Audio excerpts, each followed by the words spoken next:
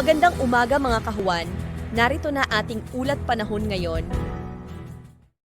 Patuloy pa rin umiiral ang easterlies o yung mainit na hangin mula sa dagat Pasipiko dito sa may silangang bahagi ng ating bansa. Kung saan ngayong araw magdudulot po ito ng mga kalat-kalat na pag-ulan, pagkidlat at pagkulog dito sa bahagi ng Davao Region. Samantala, sa nalalabing bahagi naman ng ating bansa ay magiging mataas pa rin yung tsansa ng mga isolated na mga pag-ulan, lalong-lalo na sa hapon at gabi. Lalong-lalo na din po yan dito sa area or sa nalalabing bahagi pa ng Mindanao kung saan as early as this morning is makakaranas pa rin po tayo ng mga isolated na mga pag-ulan. So pag-iingat po para sa ating mga kababayan dyan sa posibilidad ng mga pagbaha at pagguho ng lupa. At sa kasalukuyan, wala po tayong minomonitor or namamataan pa na sama ng panahon na maaaring makaapekto dito sa ating bansa.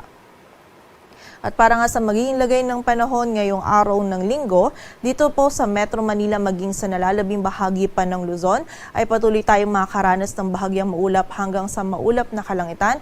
Meron tayong posibilidad ng mga isolated na mga pag-ulan, pagkidlat at pagkulog lalong-lalo na yan sa hapon at gabi, dulot ng mga localized thunderstorm. So kapag po tayo lalabas, huwag pa rin natin kalilimutan yung mga pananggalang natin dito sa mga pag-ulan na ito. Agad ang temperatura sa Metro Manila ay mula 26 to 33 degrees Celsius. Samantala sa bahagi naman ng Visayas, maging sa bahagi din ng Palawan at nalalabing bahagi pa ng Mindanao, maliban na dito sa area ng Davao Region, ay makakaranas po tayo ng mga isolated na mga pag-ulan lamang dulot ng easterlies at ng mga localized thunderstorm. Samantala, sa bahagi nga po ng Davao Region ay mataas po yung tsansa ng mga kalat-kalat na pag-ulan, pagkidlat at pagkulog dulot naman ng easterlies. So muli po, pag-iingat para sa ating mga kababayan sa posibilidad ng mga pagbaha at pagguho ng lupa. Agad ang temperatura sa Cebu ay mula 27 to 32 degrees Celsius at sa Davao naman ay 26 to 33 degrees Celsius.